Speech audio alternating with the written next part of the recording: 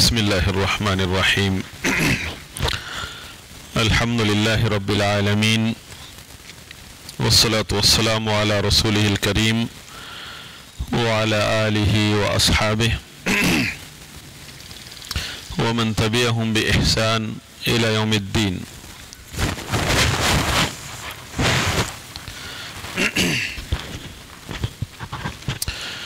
اللہ کے فضل و کرم سے، اس کی توفیق سے ہم عقیدہ اہل سنت کے بیان میں عقیدہ طحاویہ کی شرح پڑھ رہے ہیں، جس میں بالخصوص ابن ابی العز الحنفی رحمہ اللہ کی شرح اور اس کے ساتھ فضیلت الشیخ صالح آل الشیخ حفظہ اللہ کی تشریح ہمارے سامنے ہے۔ امام ابو جعفر الطحاوی الحنفی رحمہ اللہ عقیدہ اہل سنت کے بیان میں فرماتے ہیں: وَلَا نُفَضِّلُ أَحَدًا مِنَ الْأَوْلِيَاءِ عَلَى أَحَدٍ مِنَ الْأَنْبِيَاءِ وَنَقُولُ نَبِيٌّ وَاحِدٌ أَفْضَلُ مِنْ جَمِيعِ الْأَوْلِيَاءِ۔ فرماتے ہیں کہ اور نہیں فضیلت دیتے ہم کسی ایک بھی ولی کو علی احد من الانبیاء، کسی ایک بھی نبی پر علیہم السلام، ونقول اور ہم کہتے ہیں نبی واحد افضل من جمیع الاولیاء، ایک نبی تمام اولیاء کرام سے افضل ہے۔ ساری دنیا کے اولیاء، ساری صدیوں کی اولیاء جمع کر لیں، ایک نبی کے سامنے کچھ بھی مقام نہیں ہے۔ تو شیخ صالح علیہ شیخ فرما رہے ہیں کہ علامہ طحاوی رحمہ اللہ اپنے اس بیان میں عظیم عقیدہ بیان کر رہے ہیں، اور وہ یہ ہے کہ تمام لوگوں میں سب سے افضل مخلوق وہ انبیاء کرام ہیں، اور انبیاء کرام میں سے ایک نبی اگر لے لیں تو تمام اولیاء سے افضل ہے۔ اور اہل سنت والاثر یعنی اہل الحدیث، اہل سنت والجماعہ، کسی بھی ایک ولی کو کسی بھی ایک نبی پر فضیلت نہیں دیتے ہیں۔ اولیاء کا مقام الگ ہے، اور اسی کے بیان میں یہ چیپٹر آغاز کیا گیا ہے۔ لیکن انبیاء کا مقام مقدم ہے، ہر نبی تمام اولیاء کرام سے افضل ہے۔ اب یہ چیپٹر، یہ عقیدے کی کتاب میں یہ بیان کرنے کی ضرورت کیوں پیش آئی؟ کیونکہ عقیدہ اہل سنت، عقیدہ اہل حدیث، اسلام کا مسلک اس وقت تک اس کے بیان کا حق نہیں ادا ہوتا ہے جب تک موجودہ اور ماضی کے تمام باطل نظریات کا رد نہ کیا جائے۔ ان باطل نظریات میں سے ایک باطل نظریہ اولیاء کرام کے بارے میں ظاہر ہوا، جس کا تعلق ہے نبوت اور ولایات سے۔ شیخ امام ابو جعفر الطحاوی رحمہ اللہ، جو کہ چوتھی صدی کے ہیں، تیسری صدی کے آخر میں اور چوتھی صدی کے شروع میں، ان کے دور میں کچھ گمراہ لوگ ظاہر ہوئے جنہوں نے اس عقیدے کی بنیاد رکھی کہ ولی بعض اوقات نبی کے مقام سے بھی اوپر پہنچ جاتا ہے، نعوذ باللہ من ذالک۔ شیخ صالح آل شیخ حفظہ اللہ جو کہ موجودہ علماء میں اہل سنت کے کبار علماء کا درجہ رکھتے ہیں اور سلفی العقیدہ اہل الحدیث عالم ہیں مملکہ سعودی عرب میں، وہ فرماتے ہیں یہ فرقہ جو کہ اولیاء کو نبیوں پر فضیلت دیتا ہے، ان کے دو بڑے گروہ ہیں۔ پہلا گروہ باطنی فرقہ ہے جس میں اسماعیلی اور اخوان الصفا کے لوگ ہیں، اور فرماتے ہیں ربما دخل فیہا طائفۃ من اہل الرفض والتشیع، اور بعض اوقات ان میں رافضی اور شیعہ لوگ بھی شامل ہو جاتے ہیں۔ مطلب بنیادی طور پر یہ شیعہ کا عقیدہ نہیں ہے، لیکن جو شیعہ میں ایسے لوگ پائے جاتے ہیں اس طرح کا عقیدہ بیان کرنے والے، وہ اسماعیلی اور باطنی فرقوں سے موافقت رکھنے کی وجہ سے وہ اپنے اس باطل عقیدے کا اظہار کرتے ہیں، تو بعض اولیاء کو بعض نبیوں پر فضیلت دیتے ہیں۔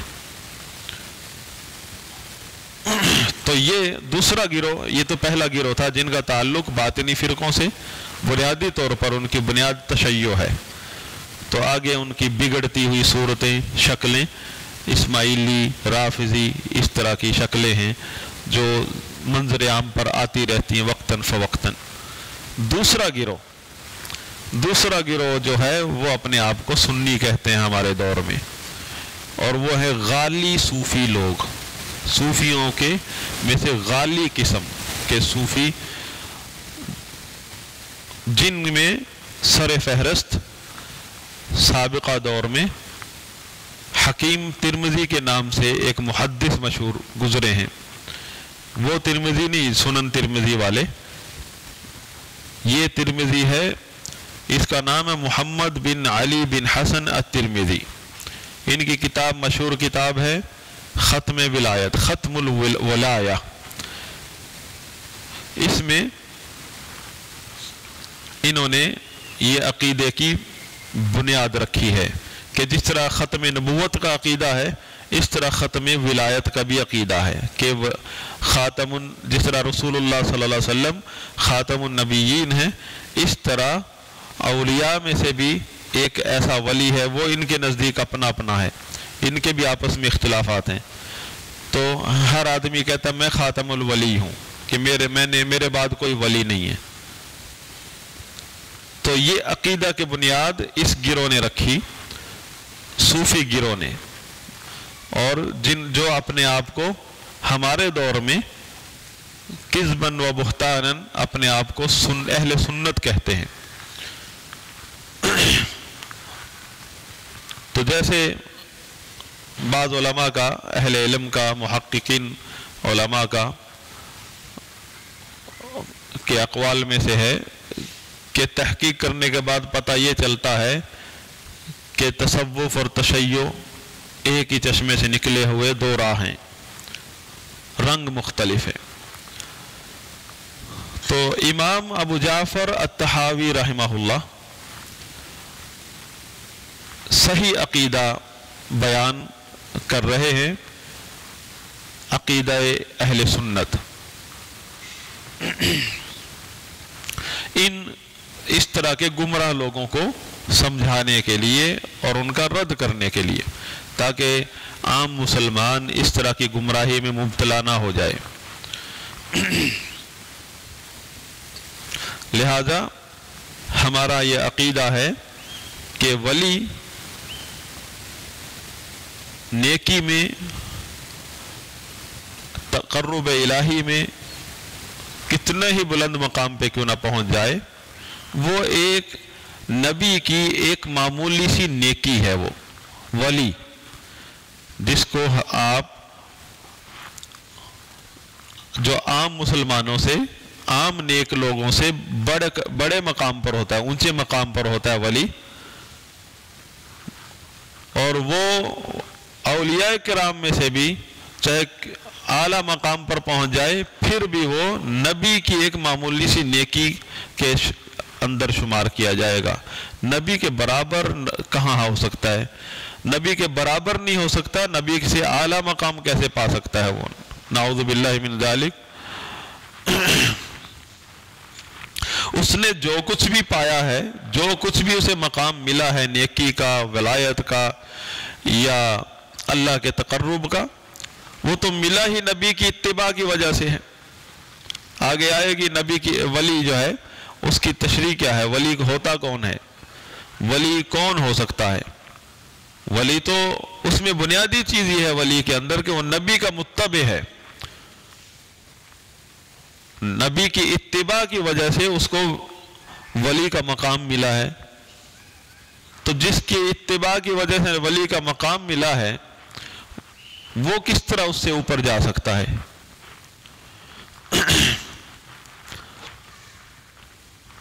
تو یہاں شیخ صالح علیہ شیخ حافظہ اللہ اس چیپٹر میں چند مسائل ذکر کرتے ہیں۔ فرماتے ہیں کہ پہلا مسئلہ یہ ہے کہ اولیاء کو انبیاء کرام پر فضیلت دینا کہ وہ اولیاء میں سے کچھ لوگ انبیاء کے مقام سے اوپر جا سکتے ہیں، اور آج کل تو ہم نے اس حد تک بھی کفر سنا ہے موجودہ دور میں، موجودہ دنوں میں ٹی ویوں پر، کہ مطلقاً بیان، یہاں تو ہم ان کا رد کر رہے ہیں جو صرف اتنا عقیدہ رکھتے ہیں کہ سارے اولیاء کے بارے میں نہیں، اولیاء میں سے بعض اولیاء کے بارے میں ان کا عقیدہ ہے کہ ان کا مقام سابقہ نبیوں میں سے بعض نبیوں سے اوپر ہے، نعوذ باللہ۔ محمد رسول اللہ صلی اللہ علیہ وسلم کے مقام سے اوپر نہیں کہا انہوں نے، سابقہ انبیاء میں سے یعنی بنی اسرائیل کے انبیاء کرام میں سے بعض جو عام نبی تھے ان سے اوپر لے جاتے ہیں وہ مقام، اور اس کا رد کیا گیا یہاں۔ ہم نے تو اس سے بھی بڑھ کر کفر سنا ہے آج کل کہ مطلقاً وہ بیان کر رہے ہیں کہ نبوت، وہ اس طرح کہہ رہے ہیں نبوت کا مقام، ولایت کا مقام نبوت سے اوپر ہے، یعنی جو بھی ولایت کے مقام پر پہنچ گیا وہ نبوت کے مقام سے اوپر چلا گیا، جبکہ ولایت کا مقام نصیب ہو ہی نہیں سکتا اس طرح کے زندیق آدمی کو، تو کیونکہ وہ تو ولی کیا مومن نہیں رہا، ولی کہاں سے رہے گا؟ تو ولایت کا مقام ملتا ہی نبی کی اتباع سے ہے۔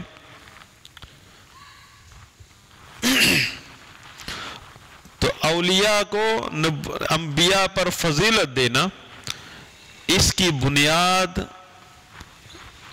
صوفیہ کے عقیدے سے پیدا ہوئی ہے۔ غلاۃ صوفیہ یعنی غالی صوفی، اور انہوں نے اس عقیدے کو ختم ولایت کا نام دیا ہے۔ مطلب جس طرح نبی نبوت کا میں خاتم النبیین ہے، اس طرح ولایت میں خاتم الاولیاء ہے، اور خاتم الانبیاء جس طرح خاتم النبیین افضل ہے تمام نبیوں سے، اس طرح خاتم الاولیاء جو ہے وہ افضل ہے تمام اولیاء کرام سے۔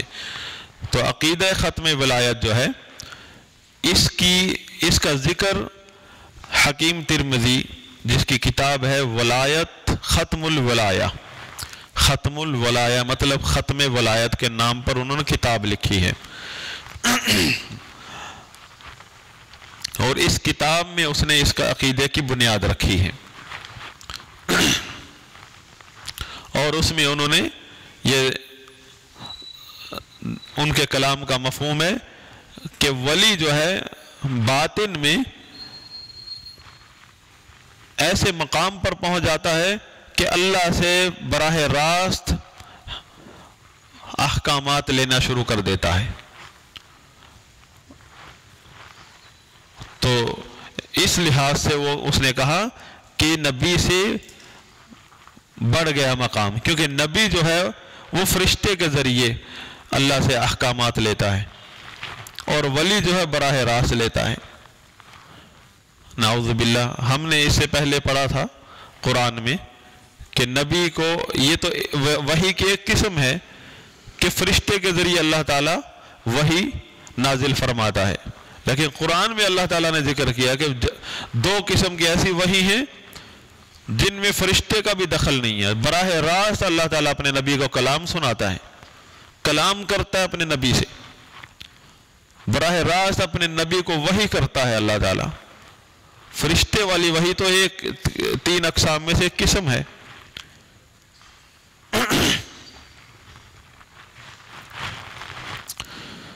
تو شیخ فرماتے ہیں وَلَا شَكَّ أَنَّهُ غَلَطَ فِي ذَلِكَ غَلَطًا فَاحِشًا، اس میں شک ہی نہیں ہے کہ اس شخص نے، حکیم ترمذی جو تھا، اس نے بہت فاحش غلطی کی ہے اس عقیدے میں، اگرچہ وہ اس کا تعلق حدیث کے علم سے ہے۔ امام ابن تیمیہ رحمہ اللہ نے ذکر کیا ہے کہ علم حدیث میں وہ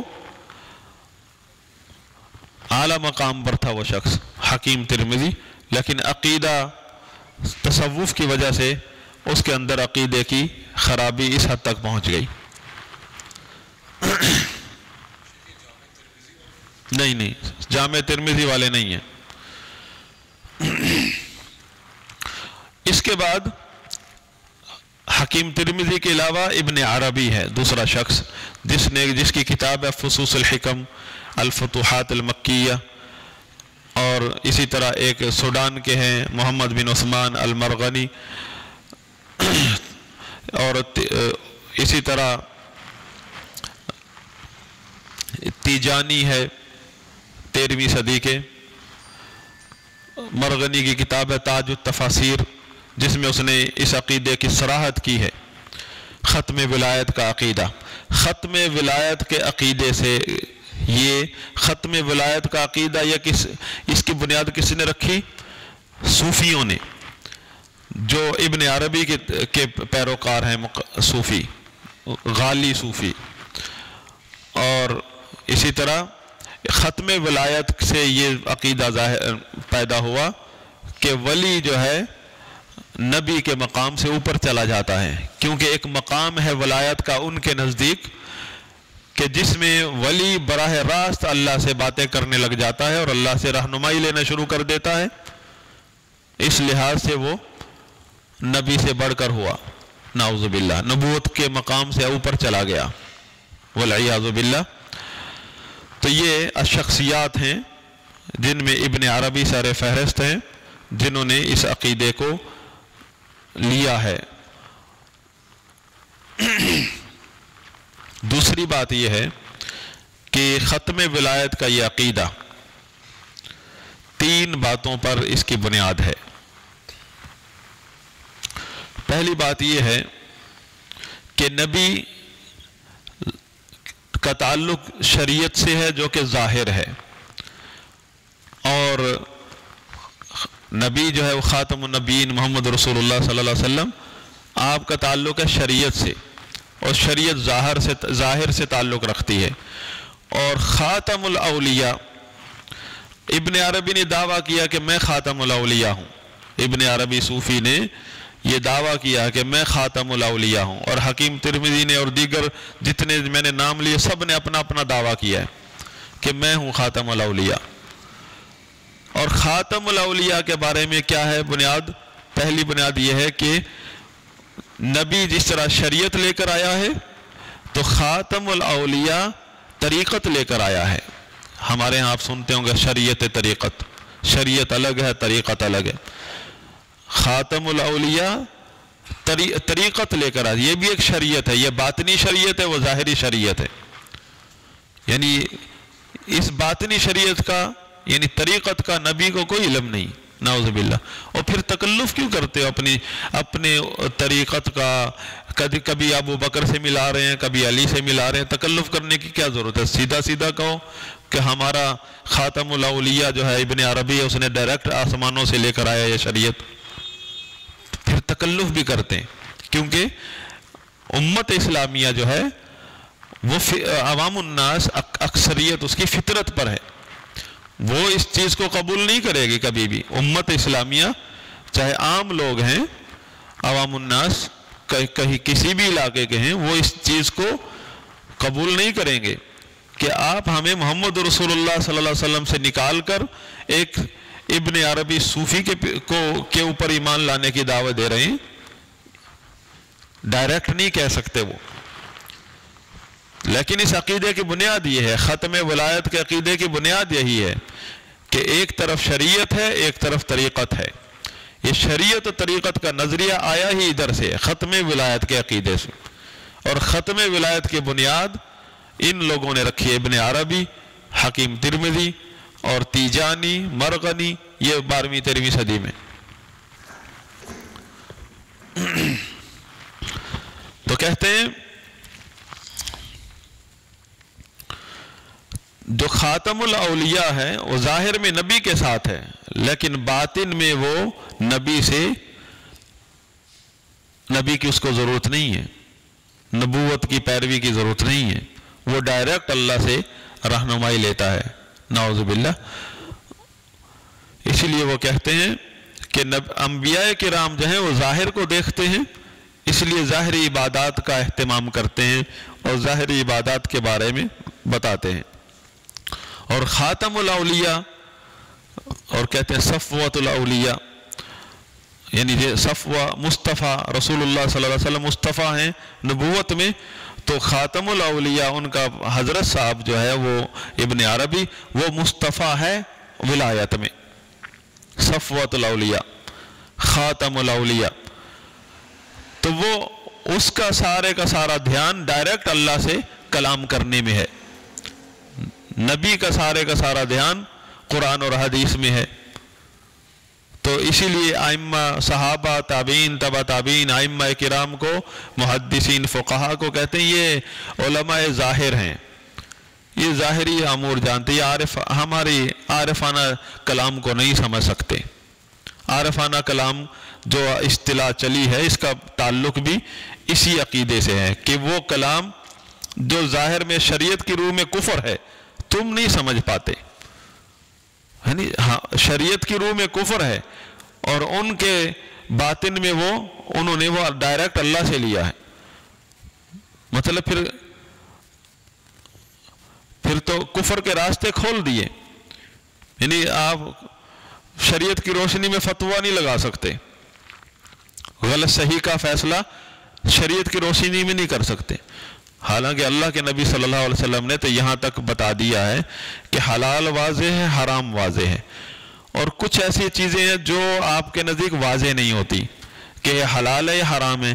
اگر تم نے یہ چیزیں، ان چیزوں کو کیا، ان چیزوں میں مبتلا ہوئے جن کے بارے میں آپ کو یقین نہیں ہے کہ یہ حلال ہے یا حرام، ان چیزوں میں پڑنے سے آپ کا وہی حکم ہے جو حرام کام کرنے کا حکم ہے، مطلب حرام ہے ان کاموں کو کرنا بھی جن کی وضاحت آپ کے سامنے نہیں ہے۔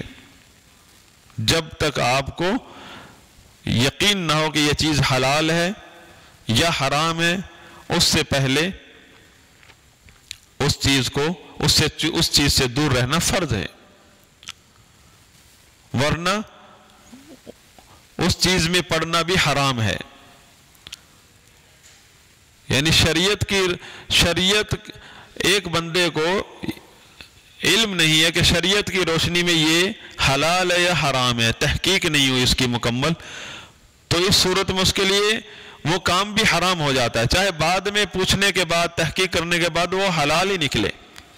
علم کے بغیر وہ کام کرنا حرام ہے، یعنی شریعت سے نکلنا ہی حرام ہے۔ اور یہ کہہ رہے ہیں پوری کی پوری شریعت ایک سائیڈ پر ہے اور باطنیت ایک سائیڈ پر ہے، یہ باطنیت ہے، اور باطنیت نے ہی اس امت کو زخم لگائے ہیں۔ جب بھی اس امت میں غداری ہوئی ہے، اس امت کے خلاف دشمنوں کے ساتھ غدار ملے ہیں، دشمنوں کو راستہ ملا ہے، باطنی فرقوں کے ذریعے ہی اس امت پر شب خون مارا گیا ہے۔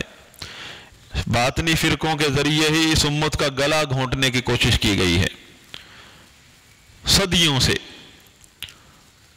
اور آپ دیکھ لیں گے باطنی فرقوں کو یورپ کیوں سپورٹ کرتا ہے؟ تصوف کے نام پر،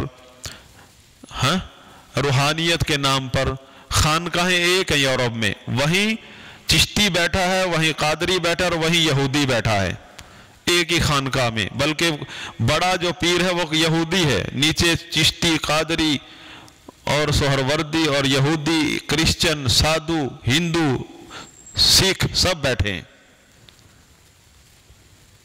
یہ کون سا دین ہے جہاں سب ایک ہو جاتے ہیں، کفریہ طاقتیں ایک ہو جاتی ہیں؟ اور آپ دیکھیں گے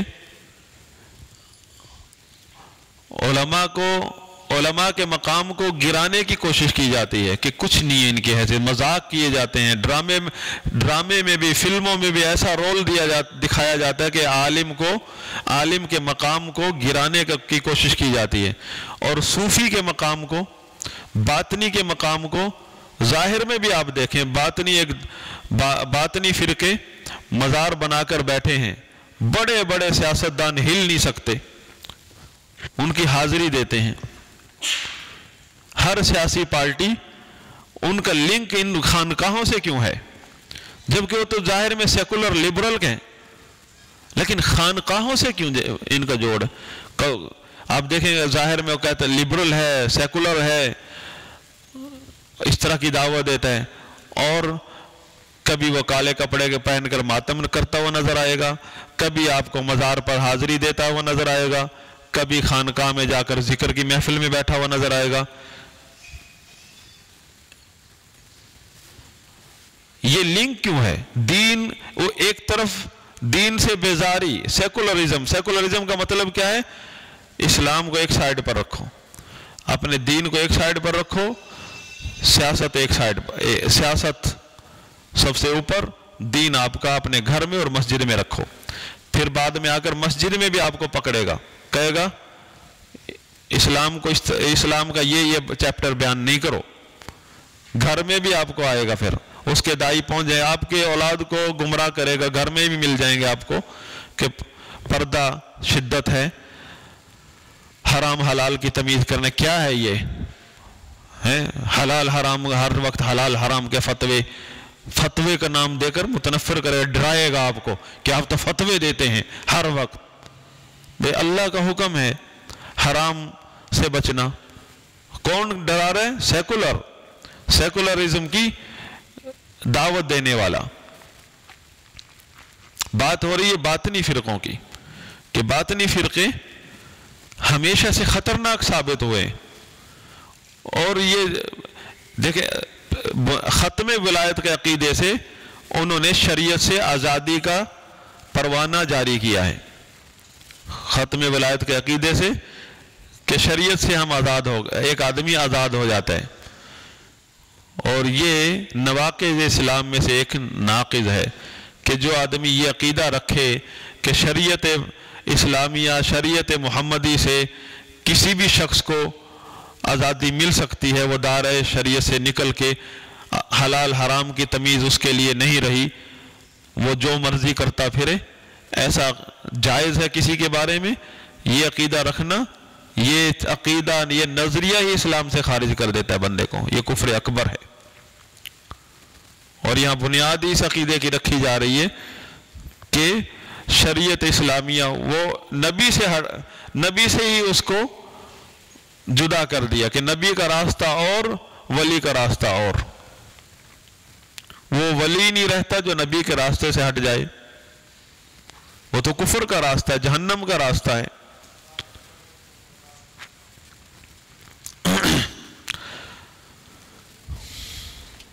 اور پھر یہ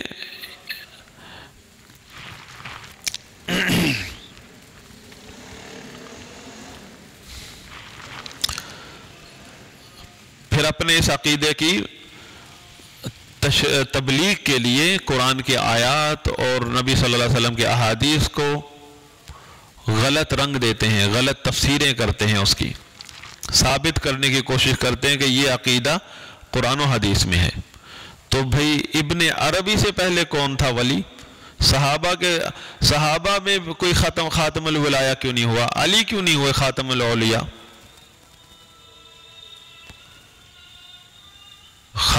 کیونکہ خاتم الاولیاء اگر 5ویں 6ٹھی صدی کا کوئی صوفی ہے یا 13ویں صدی کا کوئی صوفی ہے تو اس میں تو صحابہ کی گستاخی بھی آ گئی.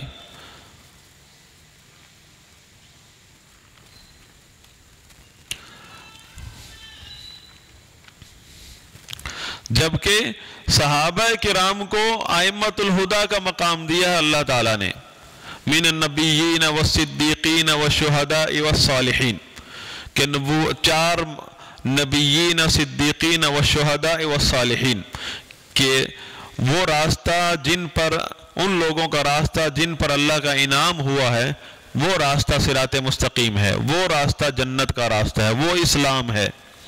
اور وہ جن پر اللہ کے انعام ہوئے وہ 4 قسم کے لوگ ہیں، نبیین، صدیقین، شہداء، صالحین. خاتم النبیین محمد رسول اللہ صلی اللہ علیہ وسلم، نبوت کا مقام رسول اللہ صلی اللہ علیہ وسلم پر ختم ہو گیا. صدیقین، شہداء اور صالحین. صدیق، یہ صدیقیت ایک مقام ہے، مقام ولایت ہے. اور خاتم امام الصدیقین، صدیق اکبر وہ ہیں ابو بکر رضی اللہ عنہ باتفاق صحابہ.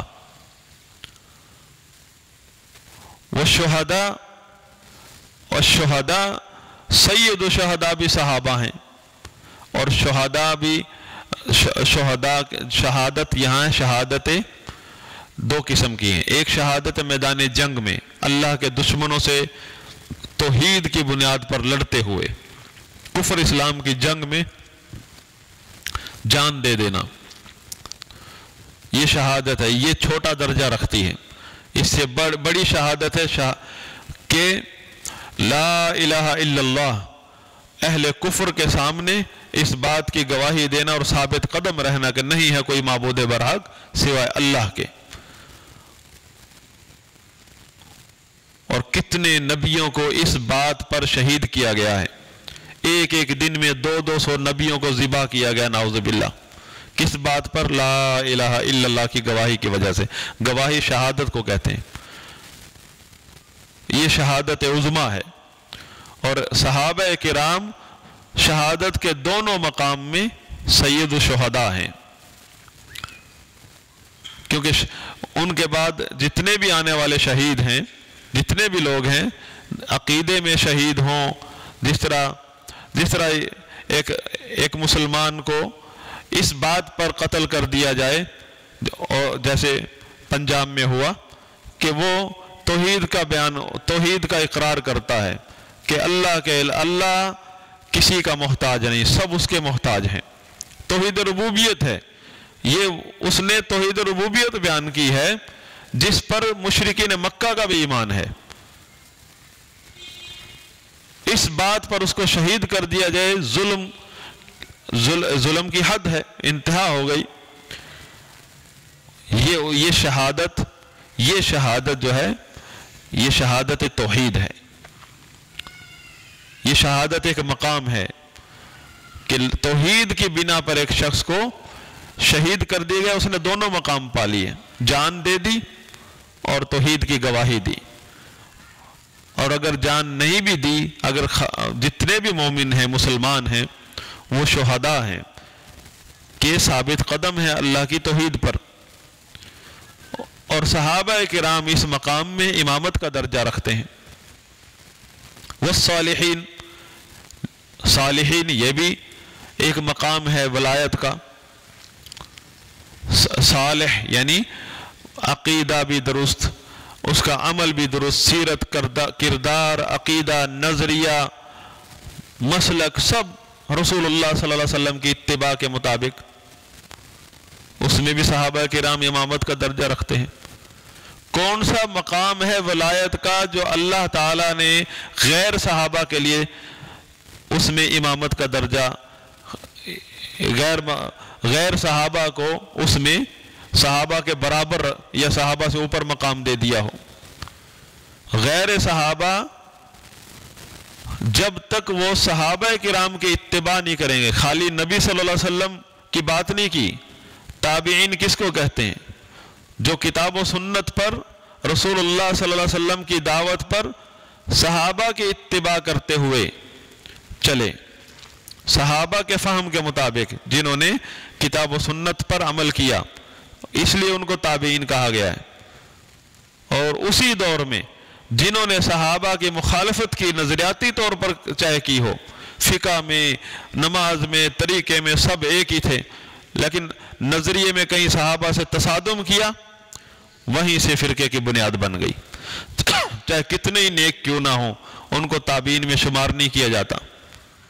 آپ کو معلوم ہے کہ جس شخص نے خروج کیا سیدنا عثمان رضی اللہ عنہ کے اوپر جن لوگوں نے خروج کیا، یا سیدنا علی رضی اللہ عنہ کو جن لوگوں نے، جس شخص نے شہید کیا، وہ کون تھا؟ کتنا عبادت گزار تھا۔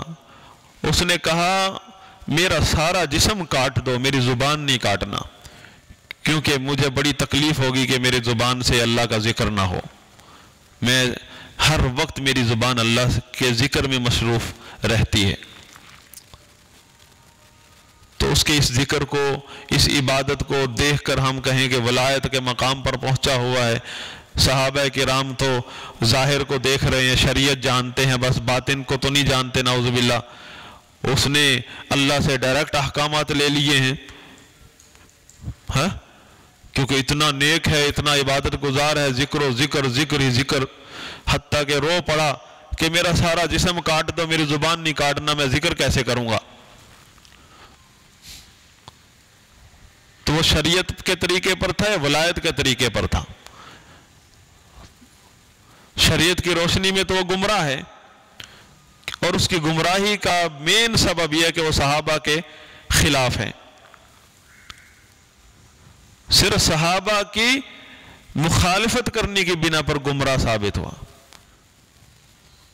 کیا بات کرتے ہیں آپ؟ تو نبیوں کی بات کر رہے ہیں کہ نبیوں کی مخالفت کرنے سے بھی ولی کا مقام نہیں کہیں جاتا۔ ہم کہتے ہیں صحابہ کی مخالفت اگر ایک بندہ کرتا ہے وہ ولی نہیں بن سکتا، اور جو بھی ولی ہے وہ نبی علیہ السلام کی نیکیوں میں سے ایک چھوٹی سی نیکی ہے، اور ہمارے نزدیک وہ ولی بہت بڑا مقام رکھتا ہے۔ ہم اس کے ولی کے مقابلے میں کچھ نہیں ہے، پہاڑ ہے ولی ہمارے سامنے، اس کا مقام پہاڑ کی طرح ہے، اگر ہم اس کی طرف دیکھیں بھی صحیح تو ہماری سر سے ٹوپی گر جائے۔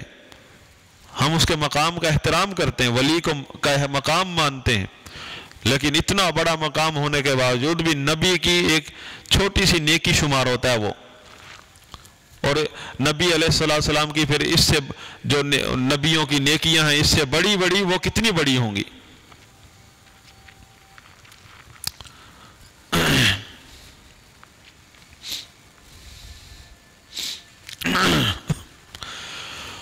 ایک وہ جو میں نے نام لیے تھے مرغنی، شیخ صالح علیہ شیخ ذکر کرتے ہیں، بات ہو رہی تھی کہ یہ ختم ولایت کا جو عقیدہ ہے اس کی بنیاد 3 باتوں پر ہے۔ پہلی بات کیا تھی کہ نبی کا تعلق شریعت سے ہے اور ولی کا تعلق طریقت سے ہے۔ طریقت جو ہے وہ باطنی راستہ ہے، شریعت ظاہری راستہ ہے۔ دوسری بات یہ ہے کہ خاتم الاولیاء افضل ہے خاتم الانبیاء سے، نعوذ باللہ۔ ختم ولایت کے عقیدے کی دوسری بنیاد کہ خاتم الانبیاء، کیونکہ اللہ تعالیٰ سے جو بھی لیتا ہے بالواسطہ لیتا ہے، بیچ میں واسطہ ہے جبریل کا، اور خاتم الاولیاء جو ہے وہ ڈائریکٹ اللہ سے بات کرتا ہے، نعوذ باللہ۔ قرآن ہی نہیں پڑھا ان لوگوں نے، اور کیونکہ خاتم النبیین جو ہے وہ لوگوں سے لوگوں کے اوپر ان کا ظاہر دیکھ کر حکم لگاتا ہے،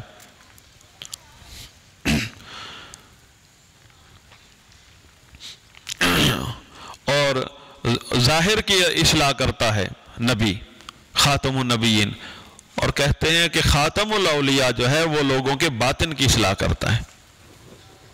کتنی گمراہی ہے! خاتم الاولیاء کہتے ہیں لوگوں کے باطن کی اصلاح کرتا ہے، مطلب نبی صلی اللہ علیہ وسلم نے لوگوں کے عقائد کی اصلاح نہیں کی، نعوذ باللہ۔ عقیدے کا تعلق باطن سے یا ظاہر سے؟ یہاں سے یہ پتہ چلتا ہے ان لوگوں کو ایمان اور کفر میں فرق کا نہیں پتہ، اور پھر کفر کہیں گے کس کو؟ جس چیز کو شریعت کفر کہہ رہی ہے وہ تو ظاہر ہے ان کے نزدیک، پھر کفر کیا ہے؟ کفر معلوم ہے آپ کو کہ کیا ہے ان لوگوں کے نزدیک؟ ان لوگوں کے نزدیک کفر شریعت ہے۔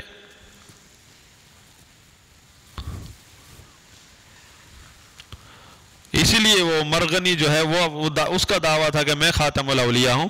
وہ کہتا ہے جس نے مجھے دیکھا اور جس نے اسے دیکھا جس نے مجھے دیکھا ہو، پھر جس نے اس کو دیکھا، پھر جس نے اس کو دیکھا، 5 نسلوں تک، یعنی ایک جس نے مجھے دیکھا، اس کو جس نے دیکھا، پھر اس کو جس نے دیکھا، 5ویں نسل کا بندہ جس نے 5ویں نسل میں ایک آدمی، اس کو جس نے دیکھا جہنم اس پر حرام ہے۔ یعنی نبی سے بھی اوپر چلا گیا۔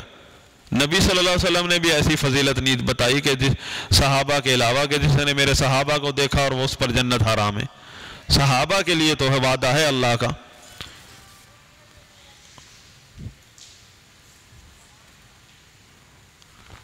کیونکہ خاتم الاولیاء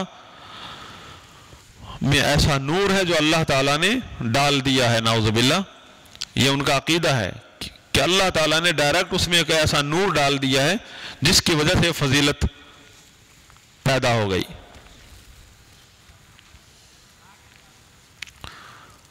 تو تیسری بات ختم ولایت کی بنیاد ختم ولایت کا عقیدہ جو ہے اس میں تیسری بنیادی چیز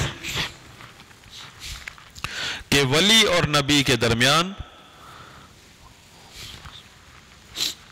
جو فرق ہے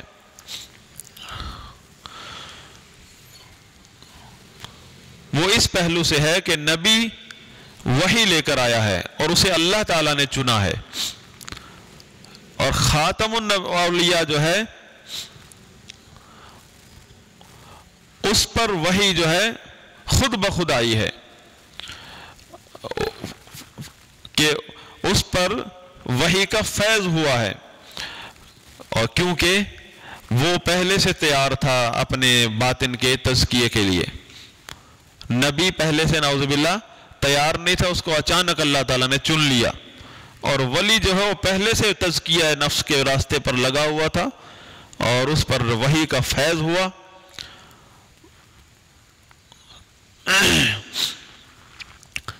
لہذا اس کے پاس جو ہے قبولیت اور استعداد ہے، قبولیت کی صلاحیت اور تزکیہ نفس کی استعداد ہے، کیونکہ اس پر فیض ہوا ہے اللہ تعالیٰ کا، اس لیے وہ خاتم الاولیاء ہوا، اور خاتم الاولیاء افضل ہے خاتم النبیین سے، نعوذ باللہ۔ یہ 3 مختصر بنیادی باتیں ہیں جو ختم ولایت، جس پر عقیدہ ختم ولایت کھڑا ہے۔ پہلی بات کیا تھی کہ ختم ولایت کے عقیدے میں کہ نبی کا تعلق شریعت سے ہے، وہ ظاہر ہے، اور ولی کا خاتم الاولیاء کا تعلق باطن سے ہے، طریقت سے ہے، وہ باطن ہے، نبی کا راستہ اور خاتم الاولیاء کا راستہ اور۔ یہ بنیاد پہلی بات۔ دوسری بات یہ کہ خاتم الاولیاء افضل ہے خاتم الانبیاء سے، نعوذ باللہ، کیونکہ خاتم النبیین جو ہے وہ جبریل کے ذریعے کسی واسطے کے ذریعے اللہ سے علم حاصل کرتا ہے، وحی حاصل کرتا ہے، اور خاتم الاولیاء ڈائریکٹ اللہ تعالیٰ سے لیتا ہے، اور خاتم النبیین لوگوں کے ظاہر کی اصلاح کرتا ہے، خاتم الاولیاء باطن کی اصلاح کرتا ہے، نعوذ باللہ۔ تیسری بنیادی بات یہ ان کے نزدیک عقیدہ ختم ولایت کی بنیاد کہ ولی اور نبی میں بنیادی جو فرق یہ ہے کہ نبی کو اللہ تعالیٰ نے اس کے بغیر سوچے سمجھے نبوت کے لیے چن لیا، اور ولی جو وہ پہلے سے اللہ کے قرب حاصل کرنے کے لیے پہلے سے تیار بیٹھا تھا، اور اس نے نبی کی ولایت سے فیض حاصل کر کے، نبی کی نبوت سے وحی سے فیض حاصل کر کے ڈائریکٹ اللہ سے اس مقام پر پہنچ گیا کہ ڈائریکٹ اللہ سے باتیں کرنے لگ گیا، اور اس کو باطنی شریعت مل گئی خاتم الاولیاء کو، نعوذ باللہ۔ تو اس بات کا اس باطنی اس کفریہ نظریات کا رد کیا ہے امام ابو جعفر طحاوی رحمہ اللہ نے۔ تو تیسری بات یہاں شیخ صالح علیہ شیخ فرماتے ہیں کہ اہل سنت کرامات اولیاء کے بارے میں عقیدہ جو ہے وہ یہ ہے کہ برحق ہیں، لیکن اس میں باطل عقیدہ بھی ہے لوگوں کا اور صحیح عقیدہ بھی ہے۔ ہم صحیح عقیدہ کو مانتے ہیں کیونکہ بہت سارے فرقے ہیں جو اولیاء کے بارے میں باطل عقیدہ رکھتے ہیں۔ کرامات کے چیپٹر میں کرامات کے نام سے باطل عقائد پھیلائے گئے ہیں۔ اہل سنت کا عقیدہ کرامات کے چیپٹر میں کرامات کے بارے میں کرامات اولیاء کے بارے میں صاف شفاف ہے، کہیں بھی گمراہی اور باطل عقیدے کا شائبہ نہیں ہے، ملاوٹ نہیں ہے۔ وہ جو باطل فرقے ہیں جو کرامات اولیاء کے چیپٹر میں گمراہی پھیلاتے ہیں وہ ہیں باطنی فرقے۔ باطنی فرقوں میں کرامتہ، اسماعیلیہ و خانی سب ہی آتے ہیں، صوفی بھی آتے ہیں، شیعہ بھی آتے ہیں، اور رافضی اور صوفیوں کا غالی فرقہ، یہ جو ابن عربی کا طبقہ ہے، جو کہ عقیدہ رکھتے ہیں کہ افضل مقام جو ہے وہ ولایت کا ہے، اس کے بعد مقام ہے نبوت کا، اس کے بعد ہے رسالت کا۔ دیکھو الٹا، جبکہ سب سے اعلیٰ مقام ہے رسالت کا، اور اس سے ادنا ہے نبوت کا، اس کے بعد ہے ولایت کا مقام۔ وہ ولایت کا مقام امتیوں کا مقام ہے، اس کا مقابلہ نہیں ہے نبوت کے مقام سے، ولایت کے مقام کا کوئی مقابلہ نہیں ہے نبوت کے مقام سے۔ تو انہی میں سے کسی ایک صوفی کا شعر ہے، مقام النبوت فی برزخ فویق الرسول ودون الولی، کہ مقام نبوت جو ہے وہ وسط میں ہے، درمیان میں ہے، تھوڑا سا اوپر ہے رسول کے مقام سے، نبوت کا مقام، ودون الولی، اور ولی سے نیچے، یعنی سب سے اوپر ولی، پھر نبوت کا مقام، اور پھر رسالت کا مقام، نعوذ باللہ من ذالک۔ یہ خباثتیں، یہ کفریات ہمارے بیچ میں پھر رہی ہیں، کس لباس میں؟ اہل سنت کے نام سے، کوئی اہل بیت کے محبت کے نام سے۔ تو اللہ کی رحمتیں ہوں امام طحاوی رحمہ اللہ پر، جنہوں نے اس چیز کو نوٹ کیا۔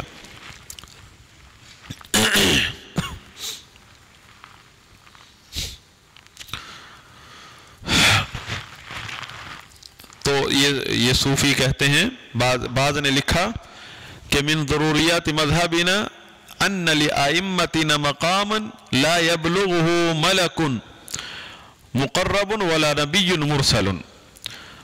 کسی رافضی نے لکھا ہے، شیخ صالح علیہ شیخ نقل کر رہے ہیں،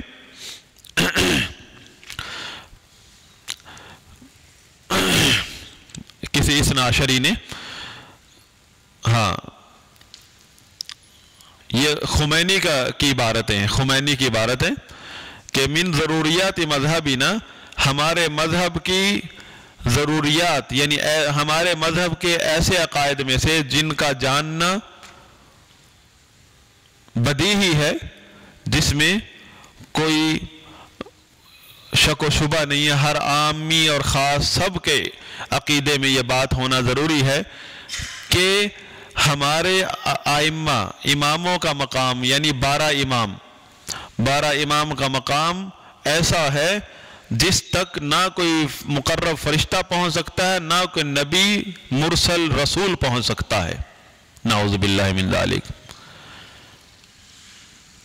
اور اس میں شیخ صالح علیہ شیخ فرماتے ہیں بلا شک طعن، ھذا بلا شک کی طعن فی القرآن، اس میں کوئی شک نہیں کہ یہ قرآن کے اوپر، قرآن پر حملہ ہے، قرآن پر طعن ہے، قرآن کی گستاخی ہے۔ دوسرا حدیث کی گستاخی ہے اور صحابہ کی گستاخی ہے۔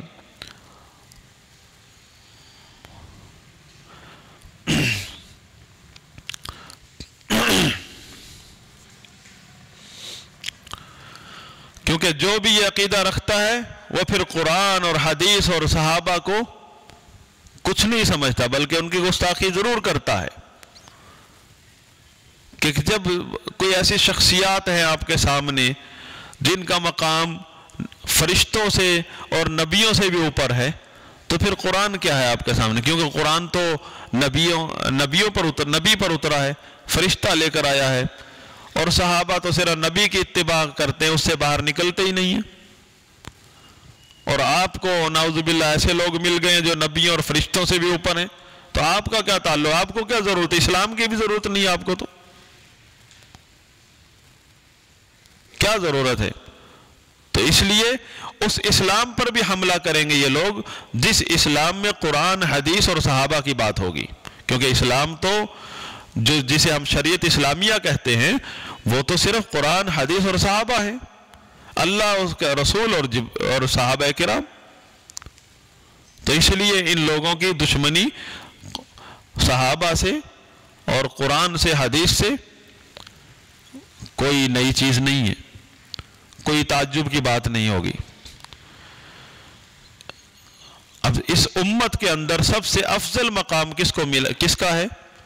سیدنا ابو بکر صدیق رضی اللہ عنہ کا، پھر عمر، عثمان، علی، عشرہ مبشرہ، یہ ہیں سادات اولیاء، اصفیاء کہہ لیں، اولیاء کہہ لیں، صفوۃ الاولیاء کہہ لیں، یہ لوگ ہیں۔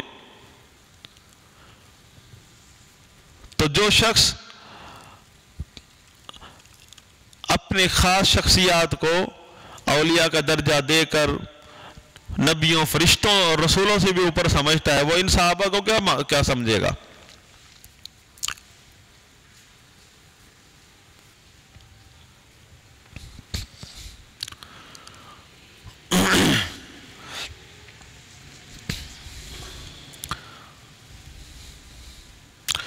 اور یہ اس شخص کا کیا حکم ہے کہ وہ ہے اس امت کا ایک فرد اور کہتا ہے میں ابو بکر، عمر، عثمان، علی سے افضل ہوں، اور پھر آپ اس کو خاتم الاولیاء سمجھ لیں۔ پہلے تو آپ کی مت ماری گئی نا، پہلے تو اس مسلمان کی مت ماری گئی جس نے صحابہ کا مقام نہیں سمجھا، اور جو اس طرح صحابہ کا مقام سمجھتا نہیں ہے وہی اس طرح کے دجالوں کے چکر میں آتا ہے۔ آپ کو اگر معلوم ہے کہ اس امت میں، اس اسلام میں، دین میں ابو بکر، عمر کا کیا مقام ہے، خلفاء راشدین، عشرہ مبشرہ کا کیا مقام ہے، ایک ادنا سے صحابی کا کیا مقام ہے، تو ذرا بھی اس طرح کے شخص کے جال میں نہیں آ سکتے آپ۔ تو مطلب جو لوگ ان کے جال، اس طرح کے لوگوں کے جال میں آتے ہیں وہ جہالت کے بھی اعلیٰ مقام پر پہنچے ہوتے ہیں۔ اور یہی وجہ ہے کہ اگر لوگوں کو، گمراہ لوگوں کے جالوں سے بچانا ہے تو ان کو عقیدہ اہل سنت سکھائیے، ان کو سبز باغ دکھانے کی بجائے عقیدے کا علم دیجیے، اور عقیدے کا علم سیکھیے۔ اگر آپ کے اندر دین سیکھنے کا جذبہ ہے تو سب سے پہلے عقیدہ سیکھیے۔ صحابہ کرام سے افضل کون ہو سکتا ہے؟ ائمہ ہدا، ائمہ ہدایت ہیں، وہ کہتے ہیں تعلمنا الایمان قبل القرآن، قرآن سے بھی پہلے ہم نے عقیدہ سیکھا ہے۔ کس سے؟ نبی علیہ الصلوۃ والسلام سے۔ اور وہ عقیدہ کہاں تھا؟ نبی صلی اللہ علیہ وسلم سے، یعنی حدیث، اگر اب نبی صلی اللہ علیہ وسلم نہیں تو وہ ساری باتیں حدیث میں نقل ہو گئی۔ علم حدیث ایک ایسی چیز ہے کہ جس میں سارے سبجیکٹ ہیں، تفسیر بھی ہے، حدیث بھی ہے، فقہ بھی ہے، تاریخ بھی ہے، سیرت نبی بھی ہے، صحابہ کرام کی سیرت بھی ہے، عقیدہ ہے۔ تو شیخ صالح علیہ شیخ فرماتے ہیں لا شک ان هذا القول من صاحبہ قد يحکم بکفر صاحبہ، اس میں کوئی شک نہیں ہے کہ جس شخص کا یہ عقیدہ ہو اس پر کفر کا فتویٰ لگتا ہے۔ بل حکم کثیر من العلماء بکفر من قال هذه المقالہ، بلکہ بہت سارے علماء کا فتویٰ موجود ہے کہ انہوں نے اس طرح کے بات کرنے والوں اور عقیدہ رکھنے والوں کے کفر کا فتویٰ دیا ہے، کہ اسلام سے خارج ہونے کا فتویٰ دیا ہے، کیونکہ اس عقیدے میں قرآن کی گستاخی ہے، نبی صلی اللہ علیہ وسلم کی تعلیمات کی گستاخی ہے، حدیث کی گستاخی ہے، اور بذات خود ولایت کے مقام کی گستاخی ہے، کہ ولایت کا مقام اگر سمجھنا ہے تو صحابہ کو دیکھیے، یہ ولایت کا مقام ہے، اور اس وقت تک ولی بن نہیں سکتا جب تک صحابہ کے مقام کو نہ سمجھے اور اپنی اوقات کو نہ سمجھے صحابہ کے مقابلے میں۔ یہ چلا ہے نبوت کے مقام سے اوپر، نبوت کے وہاں تو جہنم ہی ہے، پھر نبوت کے مقام سے نیچے رہو۔ اللہ تعالیٰ نے تو فرما دیا والسابقون الاولون من المہاجرین والانصار، وہ سبقت لے جا چکے، وہ صحابہ کرام، ان کے برابر کوئی نہیں ہو سکتا۔ یہ زندیق چلا ہے نبوت کے مقام سے اوپر، نعوذ باللہ من ذالک۔ کفر کی بھی کوئی حد ہے؟ یعنی اللہ تعالیٰ نے قرآن میں یہ بتا دیا ہے کوئی شخص، کوئی بڑے سے بڑا ولی صحابہ کے برابر نہیں ہو سکتا، وہ سبقت لے جا چکے ہیں ایمان میں، جہاد میں، نبی کی نصرت میں، محبت میں، حرمت رسول میں، سب مقام میں۔ یہ چلا ہے نبوت سے اوپر، تو کوئی کفر ہے اس نظریے کے کفریہ ہونے میں کوئی شک ہے؟ شک کرنا ہی کفر ہے، کیونکہ پھر اسلام ہی نہیں سمجھا اس بندے نے، جو اس طرح کے گمراہ نظریات کو کفر نہ سمجھے، توبہ نہ کرے، سن کر ہی توبہ کرنا فرض ہو جاتی ہے کہ اللہ کہیں اس طرح کے نظریات دل میں کہیں اس کا سایہ بھی نہ پڑے۔ اس لیے نہایت ہی اختصار کے ساتھ امام طحاوی رحمہ اللہ، جو کہ ائمہ احناف میں سے ہیں اور اہل الحدیث میں ایک مقام رکھتے ہیں، رحمہ اللہ نے یہ جملہ کتنا مختصر ہے اور جڑ کاٹ کے رکھ دیے تمام باطنی فرقوں کی ولایت کے نام سے جو انہوں نے کفر پھیلایا ہے، اور فوکس کیا ہے خاص ان کے بنیادی نظریے کو، کہ جو اس دور میں شروع ہوا تھا کہ ولایت کا مقام نبوت کے مقام سے اوپر ہے۔ اس شروع میں انہوں نے کیا کہا؟ بعض اولیاء سابقہ بعض نبیوں سے افضل ہو جاتے ہیں۔ شروع میں یہاں سے گمراہی شروع ہوئی ان کی، پھر بعض کو چھوڑ کر ایک خاتم الاولیاء پیدا ہو گیا، اور خاتم الاولیاء کو پھر خاتم النبیین سے بڑھا دیا، اور پھر مطلقاً یہ کفر اپنا ایمان بنا لیا انہوں نے کہ ولایت کا مقام نبوت کے مقام سے بڑھ کر ہے۔ اور یہ کفر آپ نے سنا ہے، پی ٹی وی پر بھی سنا ہے، ARY پر بھی سنا ہے، اور سنتے رہتے ہیں، نعوذ باللہ من ذالک۔ علماء اہل حق، علماء اہل حدیث، علماء اہل سنت کا سب سے اولین فرض یہ ہے کہ لوگوں کو عقیدہ اہل سنت سکھائیں، بجائے اس کے کہ ادھر ادھر بھاگے پھریں، چیخو پکار کرتے پھرے۔ بھائی تم آپ خود پڑھو عقیدہ اہل سنت اور سکھاؤ لوگوں کو، اسی میں موت ہے باطل کی، یہ نور ہے، اور باطل کا اندھیرا چھٹ جائے گا جب نور پھیلے گا۔ कोई खड़ा नहीं रह सकता सामने। इल्म का रास्ता अपनाओ, इल्म का रास्ता, आइम्मा दीन का रास्ता अपनाइए। वो अल्लाह ताला अपने दीन के दुश्मनों को तबाह करता है। आप और मैं वो उस तरफ ध्यान दें जो हमारी जिम्मेदारी है। हमारी जिम्मेदारी लड़ाई भिड़ाई और कत्ल गारत नहीं है। किसी को अगर उसके अंजाम तक पहुंचाना है कुफरिया नजरियात वाले को, वो हमारे सर पर जो क़ियादतें हैं, हुक्मरान हैं, हाकिम वक्त, उनकी जिम्मेदारी है। हाकिम वक्त का एक ख़ास मकाम है। डेमोक्रेसी की ऐनक को उतारिए, जमहूरियत के जो जरासीम लगे हैं उनको किताब व सुन्नत से धोइए और किताब व सुन्नत की ऐनक से देखिए। चाहे कोई भी आपके ऊपर हाकिम वक्त, चाहे मुसल्लत है या आप कोई अहले खैर उसको लेकर आए हैं, जैसे भी है उसका एक मकाम है। उसके लिए दुआए खैर कीजिए कि अल्लाह ताला उसके ज़रिए शर को मिटाए और नेकियों को फैलाए। ये इमाम इब्न तैमिया रहमहुल्लाह और दीगर आइम्मा का के कलाम का खुलासा है कि अल्लाह ताला हुक्मरान के ज़रिए जो दीन का काम कर लेता है, वो इन बिदतियों के ज़रिए